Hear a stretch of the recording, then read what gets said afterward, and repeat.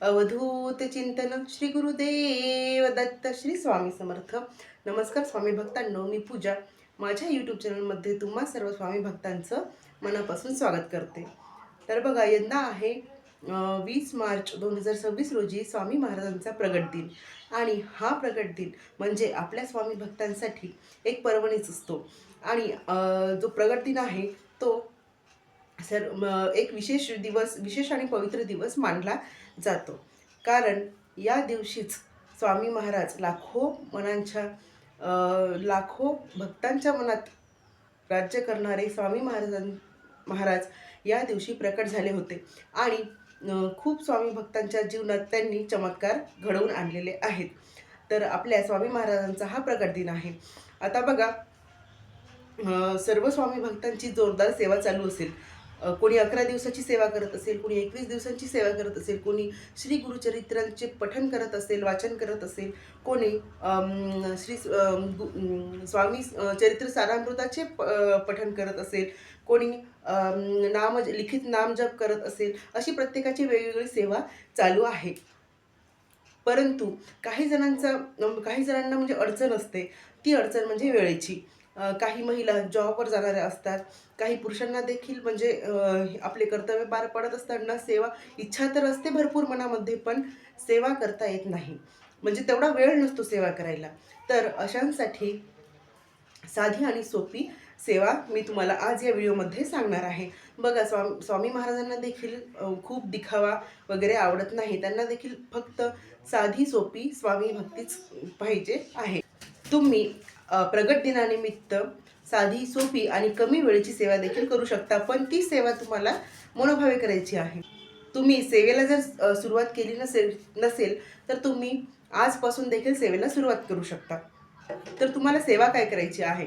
रोज सकाळी उठल्यानंतर, पूजा झाल्यानंतर, स्वामीचा जर थोडाफार वेळ असेल तर स्वामी महाराजांची तुमच्या घरी जर मूर्ती असेल, फोटो असेल, मूर्ती असेल तर तुम्ही साध्या पाण्याचा अभिषेक तुम्हाला करायचा आहे. फोटो असेल तर पुसून घ्यायचा आहे. आणि छान पूजा वगैरे करून झाली की एक माळ श्री स्वामी समर्थ या मंत्राचा जप करायचा आहे. त्याचप्रमाणे दिवसभरात तुम्हाला म्हणजे जेव्हा स्वामींची आठवण येईल म्हणजे आठवण आलीच पाहिजे स्वामी महाराजांची, तेव्हा तेव्हा तेव्हा तुम्हाला म्हणजे तुम्ही कामात असाल, कसेही असाल, गृहिणी जर असाल तर तुम्ही देखील तुमचं घरकाम करताना देखील नामस्मरण करू शकता. जास्तीत जास्त तुम्हाला नामस्मरण करायचं आहे. ठीक आहे. त्यानंतर श्री गुरुचरित्रातील एक तरी अध्याय तुम्हाला वाचायचा आहे. किंवा तुमच्याजवळ जर 14वा आणि 18वा अध्याय असेल तर ते तुम्हाला वाचायचे आहे. छोटेच अध्याय आहेत ते. आणि छोटी अशी 10 रुपयाची त्याची पोथी मिळते, 14वा आणि 18वा अध्याय. तर ते तुम्हाला वाचायचे आहे. नसेल तर तुम्ही घेऊन या आणि वाचू शकता. त्यानंतर स्वामी चरित्र सारामृताचे तुम्हाला एक पाठ तरी करायचा आहे प्रगट दिनापर्यंत. तर तुम्ही 3 अध्याय वाचू शकता. 3 अध्याय म्हणजे खूप काही त्याला वेळ जात नाही.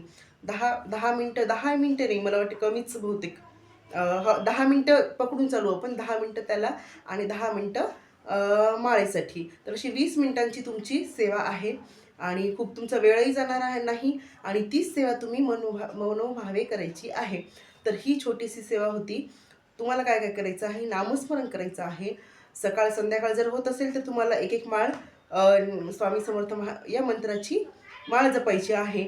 स्वामी चरित्र सारामृताचे 3 अध्याय तुम्हाला प्रगट दिनापर्यंत तुम्ही आजपासून जरी स्टार्ट केले तरी तुमचा म्हणजे एक पाठ होऊन जातो 7 दिवसात. एक पाठ होतो, पूर्ण एक पारायण होते. ठीक आहे. त्यानंतर तुम्हाला सतत नामस्मरण चालू राहू द्यायचं आहे. आणि श्री गुरुचरित्रातील एक कोणताही अध्याय वाचा किंवा 14वा आणि 18वा हे 2 अध्याय तुम्ही वाचू शकता. तर ही तुम्हाला छोटी सेवा करायची आहे प्रगट दिनानिमित्त.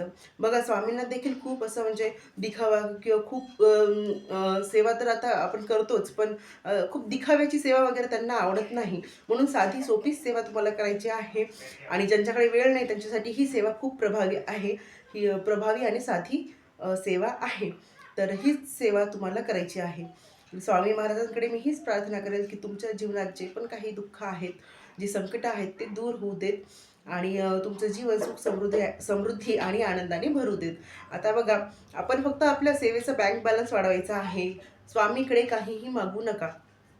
तुम्ही सेवा करत जशी जशी सेवा करत जाल तसं तसं तुम्हाला त्याचा अनुभव येईल, तुम्हाला एक सकारात्मकता जाणवेल. आणि महत्त्वाचं म्हणजे एक विशेष दिवस जो असतो म्हणजे स्वामींचा प्रकट दिन म्हणा किंवा स्वामींची पुण्यतिथी, जे पण स्वामींचे किंवा दत्त जयंती म्हणा, तर या वेळेपर्यंत आपण ज्या सेवा करतो ना त्याचे आपल्याला 100 पट जास्त फळ मिळत असते. म्हणून आपण दररोज तर सेवा करतोच स्वामींची, पण या काळातही आपण जास्तीत जास्त सेवा ही केलीच पाहिजे. आणि बघा, आणि ही सेवाच आपल्याला संकटामध्ये तारून नेत असते. म्हणून सांगते की सेवा करा आणि आपण जास्तीत जास्त जेवढी सेवा करू तेवढे स्वामी महाराज आपल्याला मेवा देत. स्वामी महाराज कोणाचीही सेवा ठेवून घेत नाही.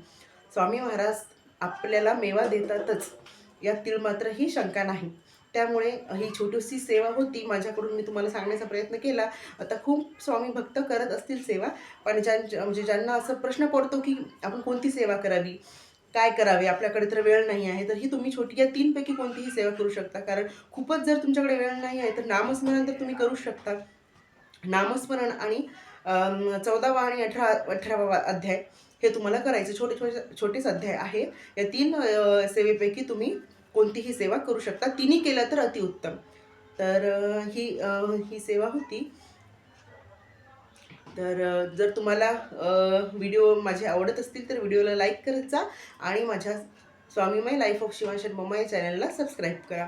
आणि असेच भक्तिपूर्ण आणि स्वामीमय व्हिडिओ पाहण्यासाठी चॅनलला सबस्क्राईब करा आणि बेल आयकनवर क्लिक करा, जेणेकरून तुमच्यापर्यंत नोटिफिकेशन वेळोवेळी येत राहील.